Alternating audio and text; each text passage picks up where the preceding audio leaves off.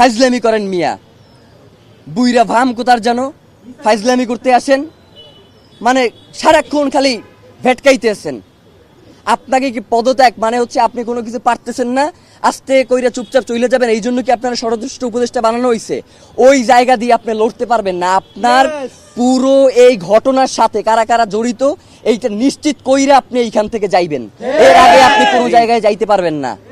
মানে হইলো যাইয়া আপনি যাবেন, কোনো সমস্যা নাই, তার আগে বলবেন যে আপনারা কে বাধা দিছে এই দায়িত্ব পালন করতে, আপনি কার কার জন্য এই দায়িত্ব পালন করতে পারেন নাই, কে এই খুনের তদন্ত করতে আপনারা বাধা দিছে, সব কথা বইলে দিয়া এরপর আপনি যাইতে হইবে, এছাড়া আপনার যাওয়ারও কোনো সুযোগ নাই।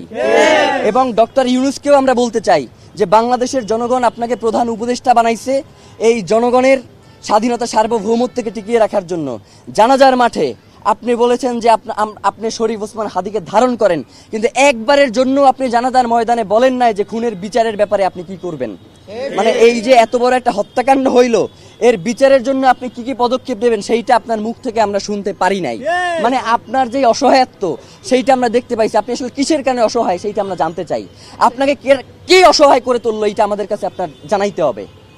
মানে এইটা না জানাইয়া তড়িগড়ি করে নির্বাচন দিয়ে এরপর আপনি চলে যাবেন, এইটা হবে না। নির্বাচনের আগে বিচার নিশ্চিত করতে হবে, এরপর নির্বাচনের আগে কোনো নির্বাচন হবে না।